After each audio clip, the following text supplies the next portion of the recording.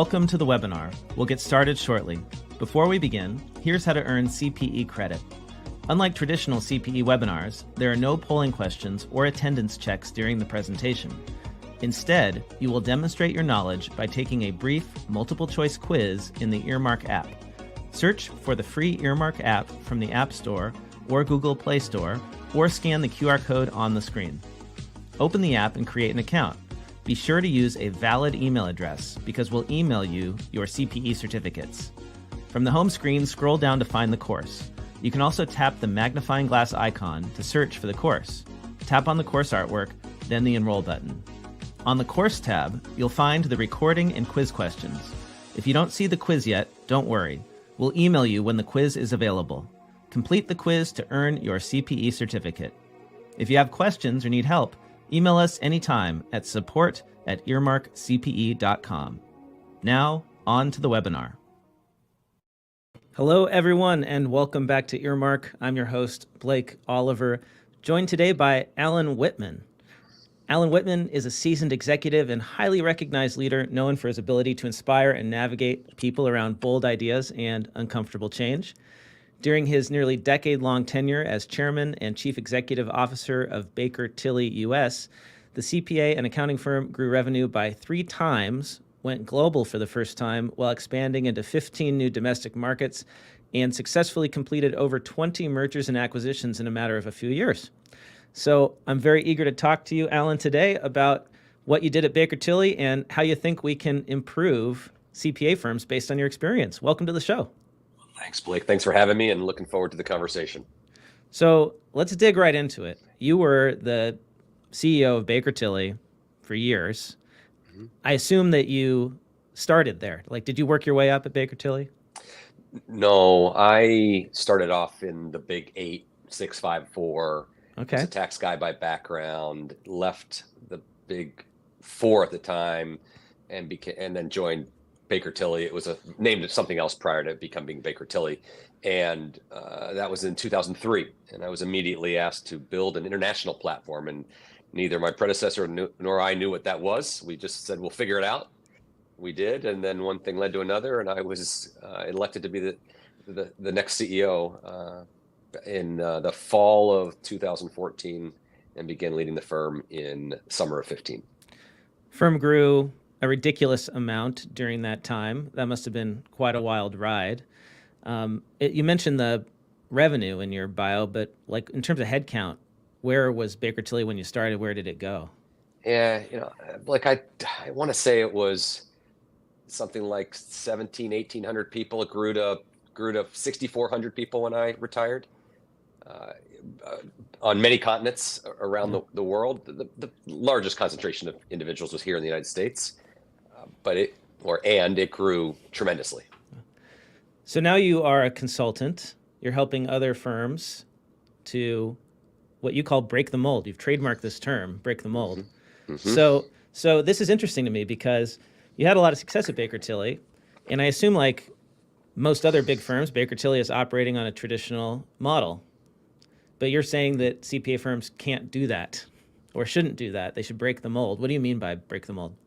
Well, look, every good organization listens to what's happening outside of their 4 walls. And we all know that over the last couple of years, everything's changed, whether it was because of COVID or just the onslaught of new expectations from employees, from team members. And it's interesting. All of this was happening. We just didn't realize it. It was happening gradually over time. And then COVID came about and suddenly we have a whole new way of thinking, way of working, et cetera. And as I looked at Baker Tilly and frankly, the entire profession and really professional services at large, I realized that we were simply incrementally changing the organizations and we were still running the organizations the way it was done 10, 20, 40 years ago. And in order to keep pace with the change in people's mindset and the influences of the economy and technology, organizations, in order to be relevant and sustainable long into the future, need to think about a different operating model. And otherwise, we're going to gradually erode our relevance in the marketplace, in the profession, and in the economy. So when you say a different operating model, what does that look like? Well, traditionally, professional services firms are hourly rate times hours equals revenue, bill the revenue, collect the revenue. And as you know, technology, we were talking before the show began, you do quite a bit of discussions on the effects of technology on organizations. And so technology has allowed us to see our organizations differently. And so rather than running the firm linearly, hours, rate, revenue, et cetera, we also need to think about, is the input what is driving the value, or the engine? Is that really what's driving the engine? Or is that what should be driving the engine? Or is the outcomes and the value that somebody drives or brings to a client, a customer, what drives the organization? And as I grew up in this profession, it was simply hours, hours, hours. And I started thinking, is it really the hours that are important, or is it, again, what am I producing? What's the project? What's the solution? And I think if anybody steps back outside of the CFO's office or outside of maybe the operating uh, discussion, they'll agree that it's about what is produced, what is delivered, that's most important, not what is put into the uh, into the machine. Are the ingredients the important thing of the cake, or is how the cake comes out, how the cake tastes, ordering another cake, etc.? And so again, I think that the firms that are able to shift from a production mindset to an outcomes and a value mindset will break the mold and will be far ahead of those that don't. But none of the big firms do this. Did Baker Tilly do this? We were starting that process when I was at the latter part of my tenure with the organization. I had a lot of interest in doing it. It's a bold step. It's a nerve-wracking step, because Mm-hmm. people would say, well, how are you going to account for everything? How are you going to make sure projects are moving along appropriately? How are you going to do all this stuff that we've grown so accustomed to, which all have to do with the internal part of the organization versus the external part? Are we more interested in the accounting of everything? Is that what we're telling ourselves? Versus we're more interested in how people are developing, Mm-hmm. how people how the product that comes out to the market. Let me give you an example. So I was a excuse me, I was a tax guy. I learned how to do individual tax returns, corporate tax returns, you know, organizational tax returns, what have you. I don't know how many I performed. I don't know how many I built or completed, but it was in the hundreds, because every year I'd get the old email, well, you got to have 55 chargeable hours next week and through April 15th.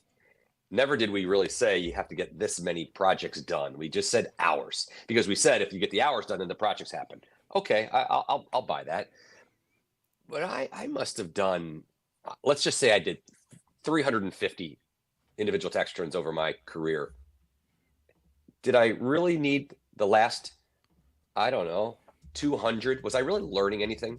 Or was I just there to be the machine? Because I Yeah. had to generate hours into the P&L to generate profits, to et cetera, et cetera. I wasn't growing after the first 150. Now, you know, I, so what value was that to me as a professional trying to develop myself? So if we take a different view on, okay, one, should I have done those extra 200? Could there have been somebody else?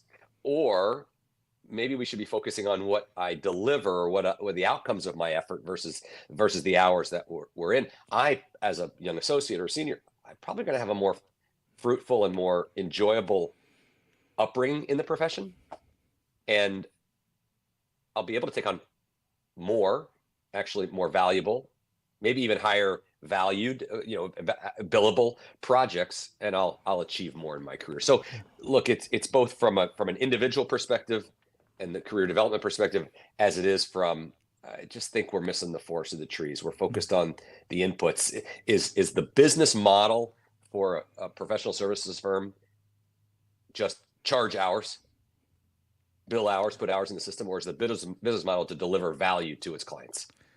I wonder if part of the problem is that the whole firm is set up to roll up these billable hours and utilization targets and realization metrics to some sort of central reporting system. I never saw it when I was in public accounting, but I imagined that the managing partner was sitting there with the other folks running the firm, looking at each team and evaluating each team based on this every month. Well, and more than that, excuse me for interrupting for a second. Yes, I did see it. I saw the reports. And so let's just think about that for a second. So I'm sitting here on a Monday or a Tuesday, let's say, and what report am I looking at? I'm looking at what happened last week. Last week's gone. And now I got to rejigger the system, and I've got to change the future. Maybe I should be focusing on tomorrow and the next day and the next month, et cetera. I'm always looking at reports that are in the past. Now that is an earmark of, or that's a telltale sign of financial statements. They're always in the past, rather than looking towards the future. And yes, there's this big engine, and we are by and large looking at those production reports. You know, it's interesting. You asked me, or you made the comment, which I agree, Alan. None of the large firms are doing it.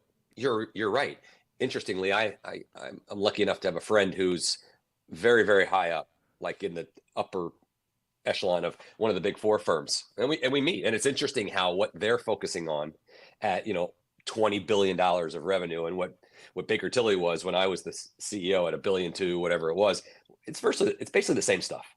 Yeah. And we talk about this, and we both said the firm that goes to an outcomes-based business model versus a production model will win. The question is, who's going to jump off the ledge? Who's going to take that chance? Well, and what partnership cohort is going to vote to do this, to take this risk? Isn't part of the problem that firms are more profitable than they've ever been under the traditional model? So then the argument is, why change? Why do anything differently? Without question, Blake, people are very content and complacent in where they are. Why change anything? Because what's gotten us here is going to get us there. Is what they come back with. What's wrong with the current system? And as a visionary CEO, as I like to think I am, I'm looking 10, 15 years down the road, and I'm listening to the people. I'm listening to all of the 6,400 or some large contingent. They want something different. Look, there is no denying the facts bear out that there are less students at university going into the accounting field, and less accounting majors sitting for the CPA exam. Mm-hmm. So there's something that needs to be addressed. Now, a lot of people are thinking it's the 150 hours to sit for the CPA exam. That may be true.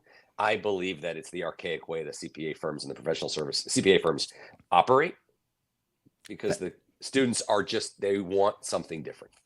That was definitely the case for me. I did the extra credits to get my CPA. It didn't deter me. I found it to be really annoying and pointless, and I could see why folks who don't have the financial resources especially would choose a different business major. Like, why spend an extra year in college if you can do it in 4 or in 3, right? Talking about ROI there. Okay, fair. So why do we have a shortage in doctors? Do we have a shortage in lawyers? Do we have a shortage in other professions that have a certificate process or a certification process? I don't really think we do. They make more money though.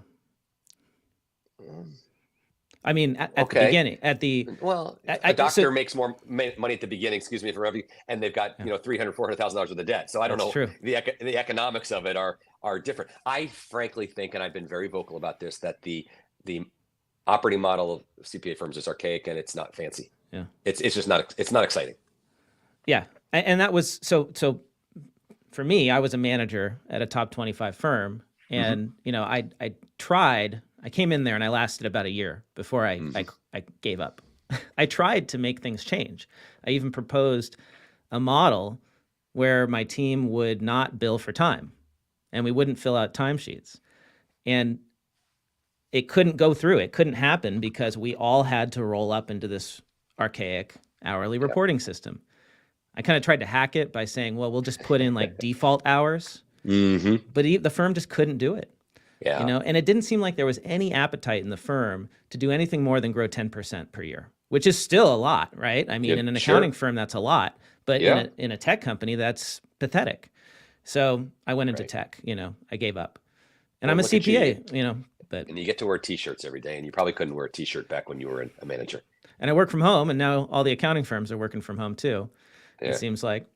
Um, but yeah, it's just like I just don't think it's going to happen with the big firms. Like your friend at the Big Four, your colleague there. Like, there's no chance the Big Four are going to change their business model. It's too risky, right? Probably not. I think what'll happen is it'll come from the bottom, the smaller firms that can build a firm from scratch. Yeah. They can build it in their own. There's a firm, I don't know their name. There's a firm that is all virtual, and they put a surcharge on the fee if the client wants them to come to their facility in person. Yeah. I mean, that's cool, right? That's cool. We're a virtual firm. You're going to get the same value of work. I don't need to be next to you. If you want to see me, I'm going to charge more. I want to pause for a moment and welcome all of our live stream viewers. We are recording live today on the Earmark Webinars platform. Liz says, billable hours never made sense to me. The only useful metric, which I didn't always get, was the money my efforts brought in the door. That's right. Jeff, welcome. Sasha, welcome. Adam, welcome as well. Boring Accountant says, the accounting industry can collapse like the housing market. Self-policing organizations routinely fail to self-govern. Ernst & Young fined $100 million for cheating on ethics exams, says it all. What do you think about that, Alan? There's been a lot of commentary about ethics in the accounting profession, especially with the big firms. We've just seen, in the case of BF Borgers, with the 1,500 audits they did that were completely fraudulent, that it's possible to just get away with outright audit failures. You're not even doing the work papers. You're just making them up as you go, and you don't get caught unless you happen to audit, Trump's social media company. Like, where is this a bigger problem than just our business model as a profession, or is the business model responsible for what's happening now in the news? Well, the last question I actually haven't thought about. My observation on this topic is, look, there are bad people throughout the world. We just know that there are people that are trying to get ahead in ways that are not legal or ethical, what have you. And those people, in some instances, happen to be in this profession, just like they happen to be everywhere. So do I think that there is a systemic issue in the CPA profession? No, I don't. Knowing what my former firm, the firm I used to lead, put into quality and risk and adherence to the standards, I know that a lot of firms are doing that. You're right. The one bad apple in the bunch shouldn't ruin it for everybody. It's unfortunately not gonna. This is not the last one that'll happen. Just like we see it in the news in tech companies, we see it in financial company. It's unfortunately with as many people. Many people trying to get ahead. It's going to happen. But do I think it's systemic in the CPA profession? I do not, and I don't think one has to do with the other. So going back to this, billable hours thing, like you're advising a firm, and let's say they do want to get away from this. Like, how do they actually change their model? Like, what do they need to change about their business model in order to, stop worrying about inputs and start worrying about outputs? So yeah, let me just give one caveat to begin with. And look, nothing is everything, and by that I mean not every part of the organization can go to this new model, if you will, this break the mold model. There are some projects that are priced as I'm going to buy 5 hours from you. Mm-hmm. I want you to do something for 5 hours. Well, you got to record hours. But those projects that are more fixed fee, like an audit or like a large tax return, you price it based on hours, and then let's get the work done, and let's perform really good project management activities to make sure things are moving forward. So how do you get started? Run a pilot. Look, you've got one partner or one senior professional who knows what she or he has to deliver in a period of 3 or 4 months, January to April. I'm an audit partner, and I know I've got to deliver to clients, 10 audits, each at 100,000. That's $1 million. I know what my world is. All right. And so let's work on we don't need the billable hours to go into it. As long as I'm staying close to the production and the work in process. Actually, the only thing I need is I need out of scope hours. I need to know when you're doing something that wasn't in the scope, so I can bill extra for that. Outside of that, I need to know how you're doing, which means I got to connect with you on maybe every other day basis to see how things are going along. And lo and behold, maybe things get done sooner than I thought. So I never did audit. I never, I think most auditors never actually see how an audit gets priced out. But my understanding is that they're basically fixed fees, right? You may calculate it based, you calculate it based on some estimate of hours, but then in the end, it's just, here's the price, we're going to do it. And especially if you already did it last year, it's based on the price from last year, right? So by and large. Yeah, so why are we worrying about all the hours that have nothing to do with what's in the scope, right? We already agreed to do this. We're just going to get it done. Well, because they're concerned that we're not going to capture all the hours, maybe the out of scope hours, but hint, hint, we normally don't.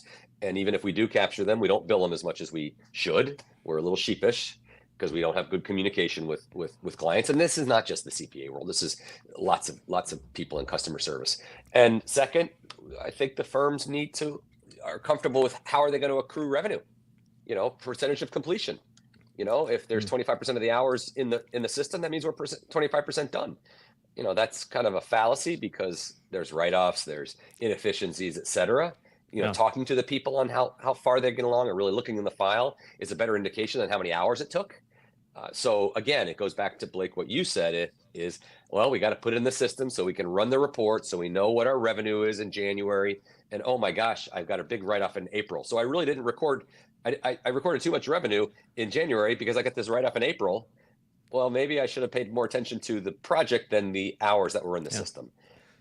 That's a great point. Is just look at the work papers, right? Like what percentage of the work papers are complete compared to last year is a much better estimate of where you are in the project versus the hours that have been billed. Because I could be just really slow and bill a lot of hours to one work paper.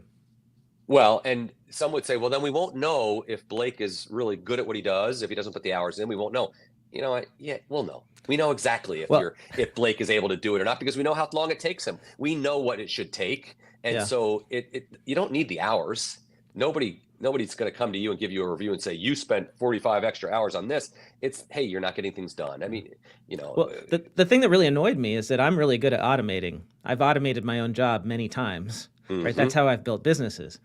And under the hourly model, if I automate my job, I bill fewer hours and I'm less of a high performer, So like the lazy, I'm the lazy accountant who automates my job, and that's how I'm perceived. But the hard worker who just grinds away and doesn't add any value beyond that is rewarded. And I just find that to be like totally absurd. Somebody said to me once, Alan, nobody gets rich by doing all the work. Or doing more work. Quantity is not the goal here. It's quality and replication and automation. Like you said, you can get more done through automation. You can have a bigger reach. And so, look, I think in that case where you said we've got fixed fee audits, each $100,000, the only hours that need to be put into some system are the out of scope hours. So we can go back to the client and say it wasn't 100,000, it was 105,000 because you didn't do X, Y, or Z.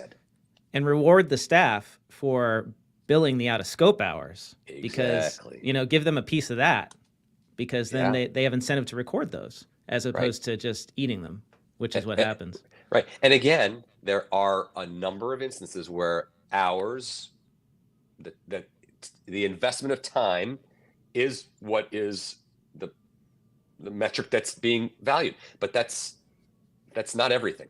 That's the point. So we started talking about young accountants, how folks like me don't want to work under the traditional model as much anymore. The education issue, the 150-hour rule, that sort of thing. Let's skip the 150-hour rule because I talk about that a lot, and I know that my listeners are probably tired of it. So let's just talk about, like, assuming we've already got these CPAs in the firm, right? How do we retain them better? How do you keep somebody like me who left at the manager level and decided, I don't want to stick around until, for 15 years to make partner, and I don't want to be locked in until I'm 65. It's a great question, and it's a difficult exercise. Regardless of the specific answer, I think the general point is we need to be intentional about your development.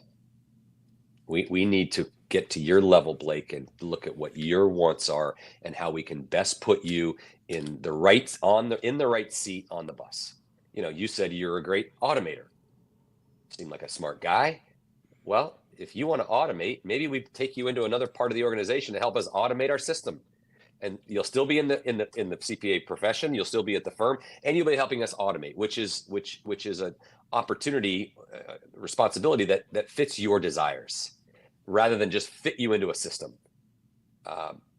Listen. I grew up as a tax guy, and I'm sure people that worked with me knew that I was there, but that wasn't my calling.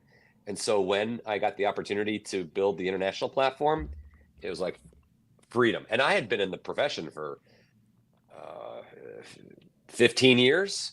So I'd been through the mill, and then I get this opportunity to build something from scratch. So how did that happen? Like, who gave you that opportunity? Did you have a mentor that led you this way? Yeah. So I joined, at the time, the name of the firm was Virchow Krause, and we were in Wisconsin, we were in Minnesota and Michigan. And as I was joining the firm, I talked a lot with the CEO, and all I could do was talk about international. And so I don't know if he really thought I knew what I was doing, or if he just wanted to shut me up, to stop, put me someplace to actually use to talk to somebody else. But he was listening.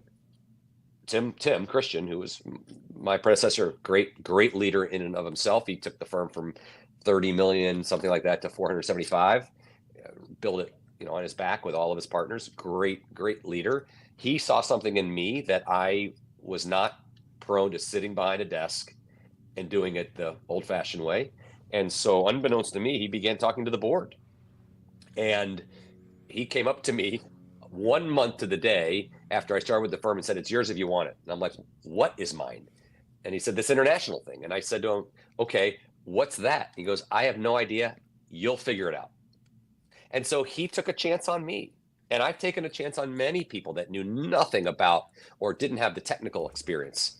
And it worked out for the firm. It worked out for me, and it worked out for him. And so he took a chance to intentionally put me in a spot that he believed the firm needed to have somebody leading. And he didn't have it all figured out because I didn't have it all figured out. And to me, a true leader is somebody that looks at somebody's innate skills rather than their technical skills and gives them an opportunity. And I've done that dozens of times since. I pass it along. I pay it forward. We have a question from Adam here in the live stream. Adam says, curious about what Alan would say to smaller firms, all advisory, that are growing, and how to navigate the next 5 years.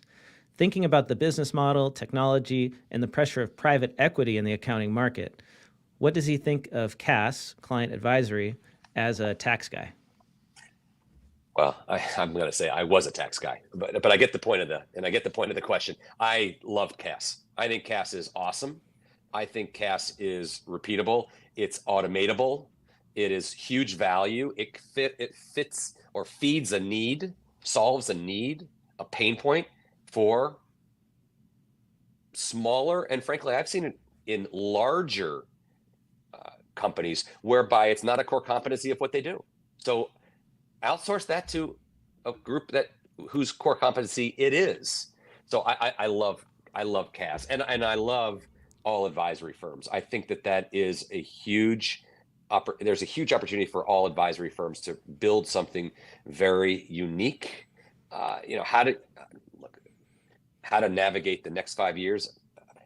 Look, you've got to build systems. You've got to build engines to be relevant and sustainable. Scale is critical.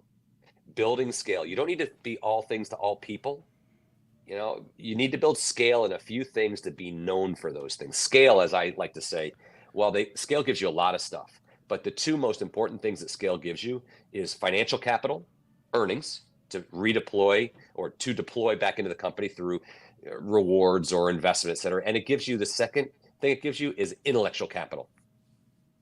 More good thinkers around the table to start new opportunities. So don't be all things to all people. Don't dabble in something.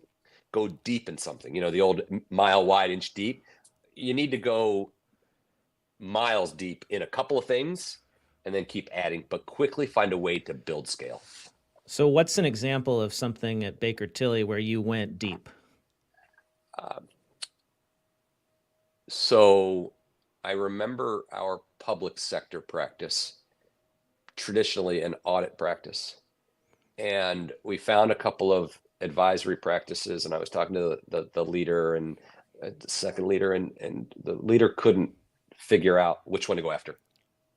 I like both of them. I'm like, well, you can't have both. You got to pick one. Well, they're complementary, et cetera, et cetera. And so the light bulb went off in my head. I said, you know what? One was twice as big as the other. What were the two options? One was it was all municipal advisory. So let's think of corporate finance in the public sector space. Okay. And one did it was one aspect, one part of it, and one was in the other. And so they were very complementary. And I just said, listen, if we're going to do this, we're going to do this big. Go get both of them. Just go get both of them. And we did. And it immediately changed the trajectory of the practice because we had multiple skills. We were not just a one trick pony, if you will. Mm-hmm. We had many tricks, and it enabled the advisory practice to grow and the audit practice to grow. We could compete with anybody in the country. If they did the audit, we could take the advisory. If they did the advisory, we could take the audit. So it really was made a multidisciplinary practice. There was another one. So just to make sure I understand, you were served, the client or the customer was cities, and you could go to any city and you could solve either problem they had, which was going to be either the audit or the advisory, depending on who they had. Exactly. It made a one service industry specialty into a multi-service industry specialty. And there's a number of them. One of the things, Blake, that CPA firms need to understand, like any organization, is it's a business. And traditionally, in my view, it's made up of partners' books of business, and that's no surprise. And the firms that are aware of and able to shift from it being a partner book of business driven organization to an organization that is executed and divided up by client books of business will win. And what does that allow you to do? It allows you to build businesses within a business. And so I remember when, I don't know what year this, 2021, when I would talk to some of the leaders, and I would in Baker Tilly, and these leaders were and still are fabulous. And I would talk to them and say, listen, I need you to build a business. You need to build $100 million business in this $1 billion business to have a seat at the table, or to be reckoned with. It doesn't mean that the 30 million isn't important, but we need to build scale because we're growing so fast. You need to be part of that growth. And so I had many conversations with leaders to say, what are we going to do to build a business? How are we going to build to $100 million scale? And now a number isn't the end goal, but it is indicative of building something of scale, which will allow you to have intellectual capital and financial capital. And so I would say, all right, you want to be 100 million by the year, whatever, 3 years from now or 4 years from now. What are the transformational steps you need to take to get there? Build a business within the business of Baker Tilly. And when I saw something that was growing at 20%, I immediately said, well, it's not 100 million that we've got to go to. We've got to build a platform to get to 300 million.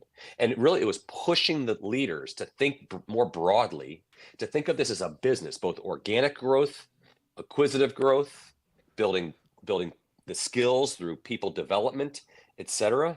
And once you shift from thinking that this is solely a business of accumulating partners' books of business, which I understand is very important, to no, I'm building a business made up of senior leaders that are serving clients. You've shifted the paradigm dramatically, and you've really matured the organization. In the small firm space, we talk a lot about productizing our services, and it sounds a lot like what you're talking about. You're just doing it at a bigger scale, where you've got multiple partners working together to bring in a client and serve that client.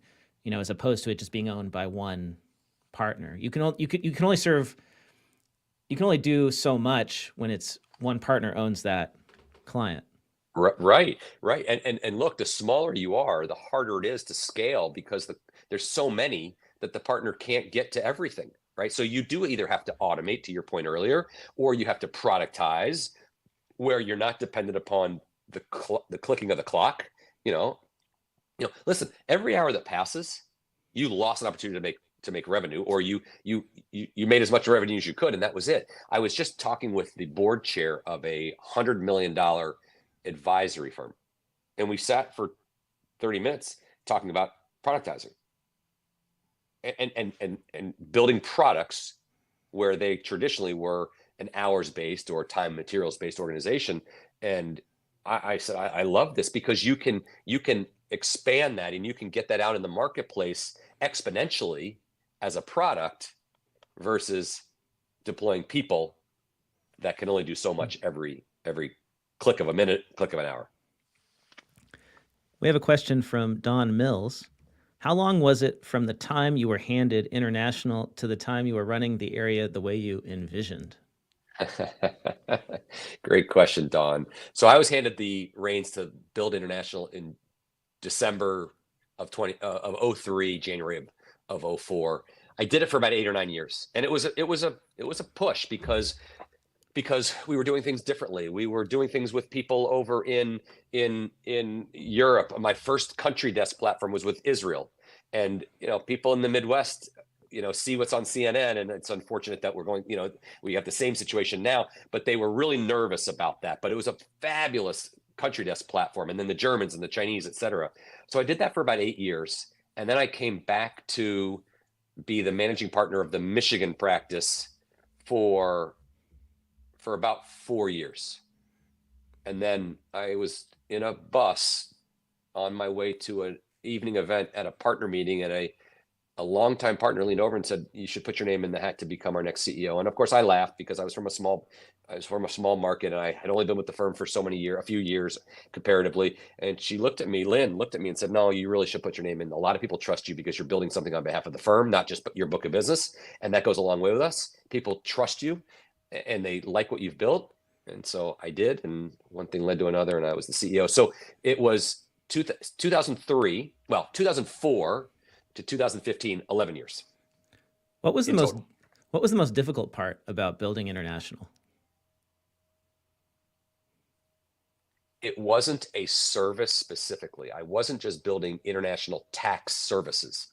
I was building a mindset about being able to attract internationally active operating companies.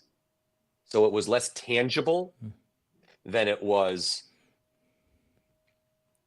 tangible. Sorry. So businesses with operations in the United States and Israel or any other country, or foreign-owned companies that had an operation here. And so I said that my mission, and then my mission/vision was to build Baker Tilly into a internationally savvy and capable firm. So we had the technical assets, but we needed people to be savvy. We needed people to know and not be afraid of different cultures. We needed people to know that the risk of an international client can be mitigated if it's even heightened. And so we were, it's easier to manage or to serve a totally domestic manufacturer or service provider. It's more complicated. And so we needed to bring on more talent or different talent from other firms that were not afraid or actually had experience in that. And one by one, we built the mindset shift. And I'm very proud and worked very closely with my predecessor, Tim, on changing the name of Virchow Krause after 78 years or so. We took the global brand. And a lot of people were like, well, we're going to lose our clients. They're not going to know who we are. We lost nobody. In fact, it propelled us because we took on the brand of all of all the firms around the world. Yep. And, I remember one example real quick, Blake. So we bid on jockey underwear, and we were bidding on it as Virchow Krause. We had blue cards, and everybody else around the world had white cards, the Baker Tilly cards. And I remember specifically, we were working with the Puerto Rican firm of the network that was a separate organization from Baker Tilly. And Jockey could not get over the fact of what's the different card and the different brand. Oh, it's nothing. We're seamless, which, is hard to explain when you have a different name. Yep. And we didn't get the work. 3 years later, after we took the brand Baker Tilly and we didn't lose any clients, Jockey came back to us, which was, as you can imagine, a large company, one that we wanted. And they didn't even ask about the brand. They didn't even ask about the network. They just presumed that we can do the work. And lo and behold, we got the work, and then we won dozens and dozens and dozens of accounts just because not just because, but it wasn't an inhibitor. We like to dismiss branding in the accounting profession a lot, I think, because we don't think it's that important, doesn't matter, but it really does. And you aligned the brand with what you were doing, which was creating a seamless experience for the client globally. So I'm a big believer in branding, even in the professional services and CPA world. We went through a lot of work in choosing an archetype and really building our message around that archetype, not just for clients, also for people inside the four walls. People want to associate with something. They want to know that they're part of a brand that makes a difference.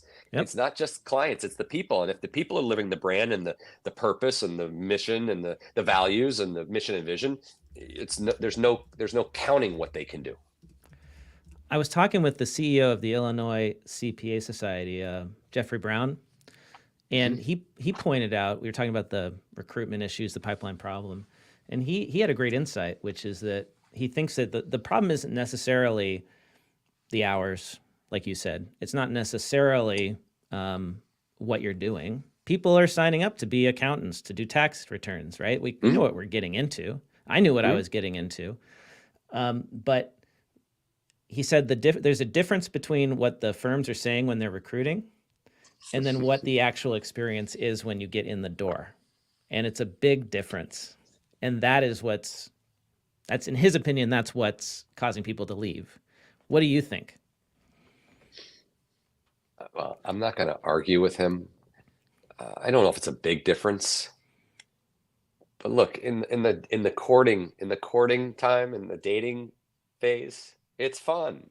You're not in the mud, and then you get in the mud.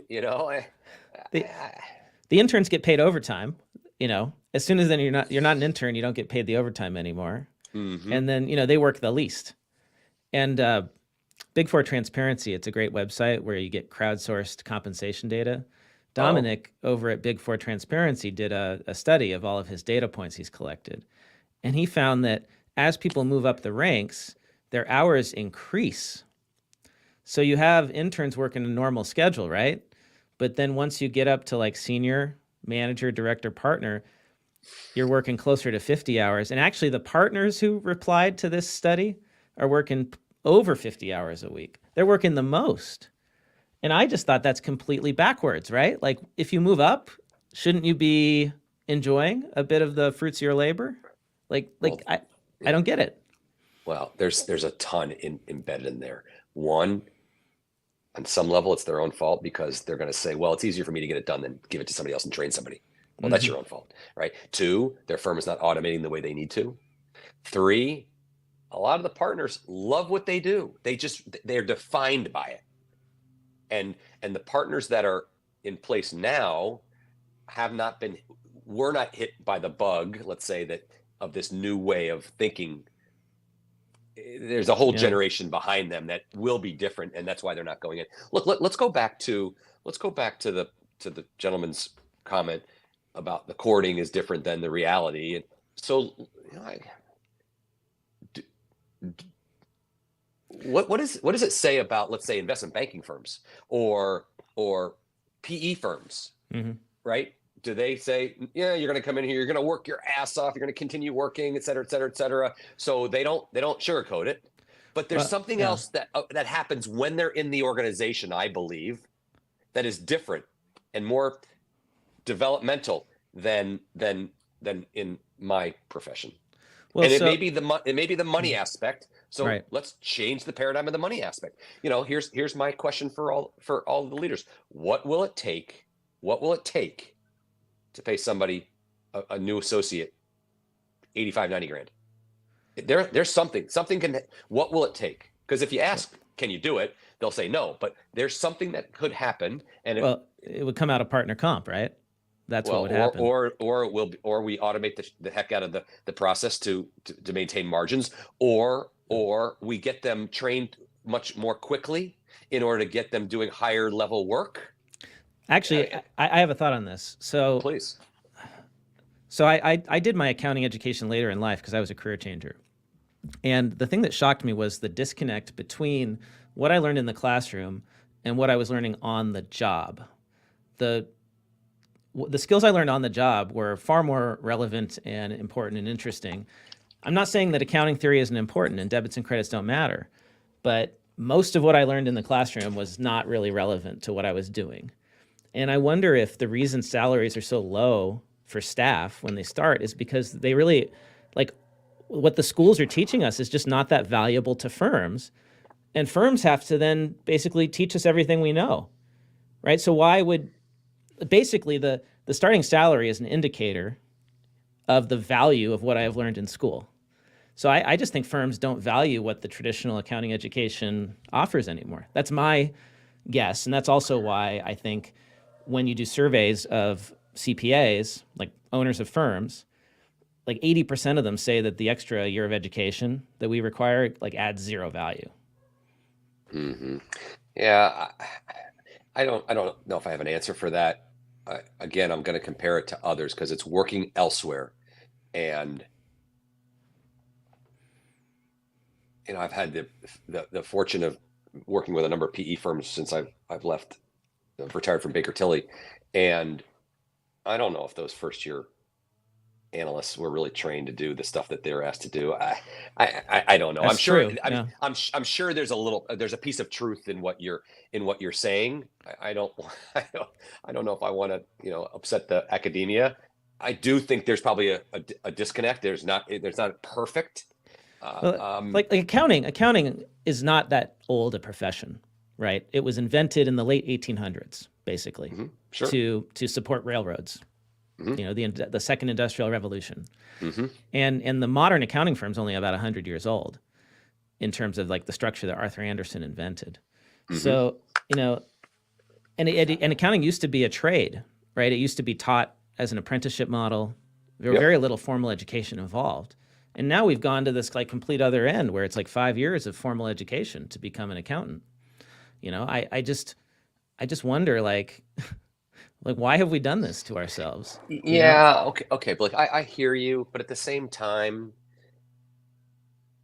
banks rely on accountants and auditors to do something that's very, very important. The public markets rely on accountants and CPAs to do something that's very, very important, right? There's stability that is necessary and that is achieved by the good work that CPAs do. So while I hear the transformation, I also know that the markets have evolved and matured whereby we need that. You just went back, you said a few 20 minutes ago, you asked the question about, is fraud or bad actors systemic in the profession? Well, hopefully CPAs are identifying, and regulating the numbers and opining on the numbers, because there are a lot of bad actors. Now, of course, CPAs are not required to, or not held to the standard of fighting fraud. Anybody can fraud anybody, can defraud anybody. So I get the transformation, but I don't know if I'm not in favor of it going back to where it was. To having more of a learn while you work model. No, for it to be a non-certified profession, et cetera. I do like the apprentice model without question. I like that. I apprenticed under my leaders, John DeStefano, and who was a great mentor of mine years ago when I was at Coopers and Lybrand, and then Coopers and Lybrand. So I think that's great. The challenge with apprentice model is it's not somebody just following you around like it used to be, because nobody's together anymore. It's the leaders, if they're going to develop the people, and the people themselves have to be intentional about connections. Here's a prime example. I have somebody that works with me on all my material, my posts, etc. I've never met the young man in person. Never. He didn't know anything about the profession when I hired him.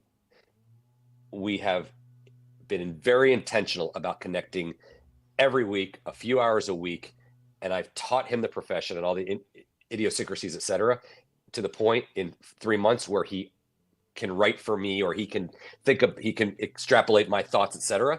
Right. That was an intentional act, actually better than the apprentice model of him following me around, because we actually were talking to each other as opposed to him just listening to me talk. So that to me is what has to shift, Blake. That's what I mean by intentional development of the young Blake or the young Alan. The environment's different, so you're going to need to change the way we have done it in the past. It's hard to do it though when you're under pressure to bill a lot of hours, right? Hard to find time to develop your staff. That's, I guess, yes. it all goes back to. I like to think it all goes back to that. Yeah, I don't know who coined this phrase initially, but I love the phrase of slowing down to speed up. For everybody that I can spend an hour training intentionally and developing, they then can do 10 hours of different stuff. And so the exponentiality of it is vast. I literally say that like every week to somebody. You have to slow down to speed up. It comes from my music background. I was a musician before I was an accountant. Okay. The successful musicians practice at half speed and learn to play something at half speed before they ever play it at full speed. Same thing if you're a swimmer, right? You got to learn how to swim smoothly, slowly, before you can go fast, right? Yeah. But the problem is with hours, right, is that like you want to speed up a process in an accounting firm. It's inherently inefficient at first because you're going to waste a lot of time figuring it out. And so if you're constantly under pressure to bill time, you can't do it. You can't sacrifice the productive hours for the unproductive experimentation. And right, I totally agree. And what would happen if you were under pressure to complete the project versus bill the inputs? You may spend a little bit more time, but not think about it as spending time versus solving for the project. Here, prime example. So people have come to me to hire me and want to bill. They want me to bill by the hour, and I refuse. I'm not billing you by the hour. I haven't billed hours in years. I'm not doing it. One, because I'm not very good at it. The business of it. And I said, you're going to pay me a monthly retainer to be there for you, and invariably you're actually going to get more of my time because you're committed to me, because you're investing your money and I don't have to do something for you to invest. You're actually committed more than I am, and so you'll get more. So I actually think people will get more done, not because of the hours, but because of the investment and the commitment to things. Yeah. So I know you're on AICPA. Are you on the board of the AICPA? I am, thankfully. Yeah. And that's also the council. Part of the council. Okay, Mm-hmm. so in the 5 minutes or 6 minutes we have left, can I try to argue my point about the education with you? Maybe you yes, can, because you have a lot of influence, right? I would hope so. Are you also on the committee, the NPAG committee? I am not. No. Okay, but you're going to hear the results, right? So I am. So here's my thought about the education requirement right now. So you're talking in firms that we have to move away from tracking the inputs and track the outputs, right? What was your production versus outcomes? Mm-hmm. So if you look at how we do education in accounting, it really, to me, looks like we're focused on those inputs. The hours that you sit in a classroom, we translate that into hours on a transcript. And the whole licensure model is built around how many hours did you sit in a classroom, credit hours, essentially, right? It's all based on inputs. Mm-hmm. And the only thing that is an output in our licensure model, and it's a big one, is the CPA exam, right? That's based on, like, do you have the knowledge to pass the CPA exam? And so, like, if we could get away from this focus on inputs in education, we could recruit a lot of really smart people into the profession that just have no patience for sitting in a classroom.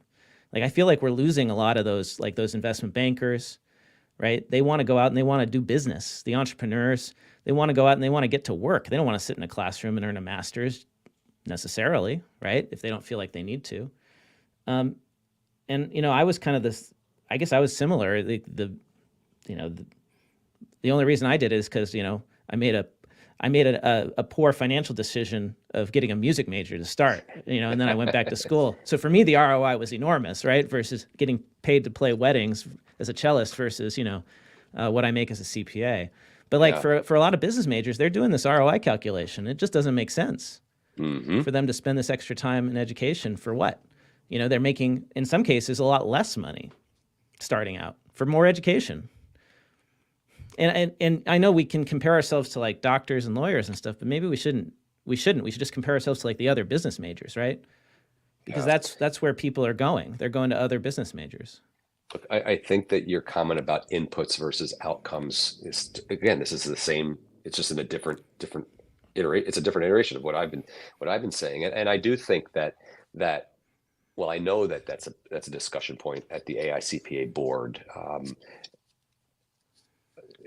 Everybody else has to recognize that this is a very, very complicated and involved topic, because it's not just what the AICPA wants. The state societies have a lot of influence and input into this, because every state is its own entity, if you will. And as I'm sure, knowing as much as you probably know, you realize that certain states are looking to change the hours, There's one a by one. revolution fomenting, Alan. Well, there is the challenge that you have, and so I'm gonna now put my CEO hat on.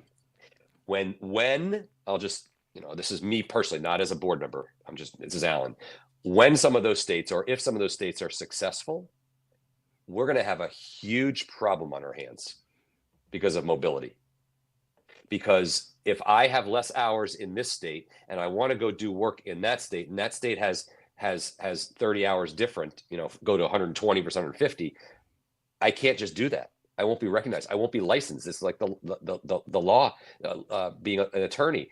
We fought forever. The current CEO of AICPA, Barry Melanson, fought for a long time, worked tirelessly to get mobility and all of his executives across, throughout the country. And that's enormous. And now think about all the CPA firms that have to license everybody so they can work all over. Look, the world is flat, Friedman. Companies have operations everywhere, and people are traveling everywhere. And that is the unintended consequence, major consequence of people starting a revolution. And it's a huge business challenge. It may, I don't know if it will, but it may change the number of people coming into the profession. It may. I'm not convinced it will. I take on your argument, and it's gonna substitute an enormous issue for all of the firms that are hiring those CPAs, right, in order, by virtue, so you're going to gain somewhere and you're going to lose massively somewhere else. Well, let's define the scope of the mobility question, right? Because mobility doesn't apply to me. I don't work for a public accounting firm. If I work in industry, mobility doesn't matter. It's irrelevant to me. Sure. And most CPAs, we don't work in public accounting. Most CPAs, last time I checked, it's like 60% or more work for industry. So for them, and most CPAs who work in public accounting a lot don't work in audit.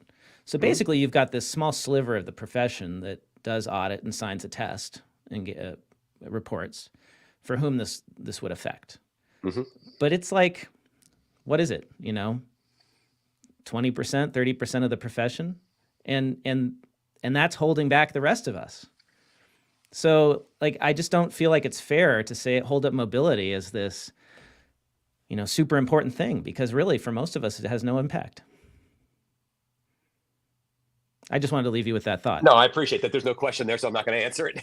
Yeah. I mean, I hear what you're saying, and I appreciate it, and that in and of itself demonstrates how complicated and complex, those are two different words, the issue is. Alan, I'm not going to take the final word. I want you to have the final word. So do you have any parting advice for the firm owners out there who are looking to, build that modern firm that's going to succeed in the future, whether that's the next Baker Tilly, or maybe it's just, I have a small firm, I want it to be successful and grow. Tell me your most What's your one key point of advice if you can only tell me one thing to do? Yeah, thanks, Blake. I would address or approach every one of these hard, sticky, complicated, uncomfortable topics with one question, and that is, what will it take? So just do a whiteboard, and as if you were going to build it from scratch, build it. What will it take to do that? How do you build it? And then start layering in all the things, or all the yeah buts and yeah buts. Well, if you do this, that. Don't start with that. Start with the clean slate. Ask yourself what it will take, and then decide if you're willing to take the leap.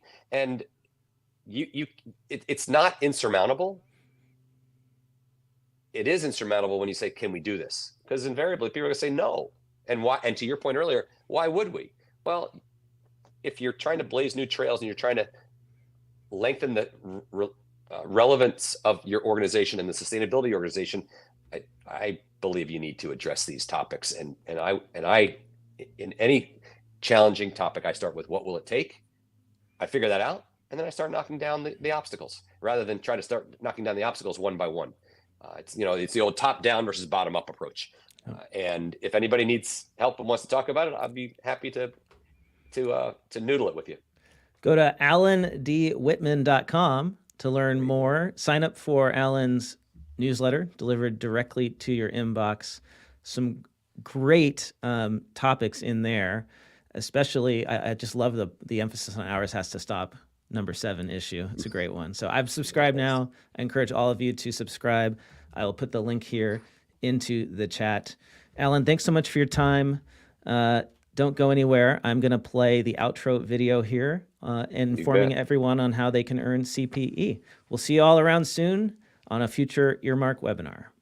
Today's webinar has ended. We hope you enjoyed it. To earn CPE for watching, download the free Earmark app. Scan the QR code on the screen to visit the download page. Open the app and create your account. Use a valid email address where you will receive CPE certificates. Then register for the course. You can search for it by tapping on the magnifying glass icon on the home screen and then entering the name of this webinar. If you're attending the live stream of this webinar, keep an eye out for an email letting you know when the quiz is available in the next few days.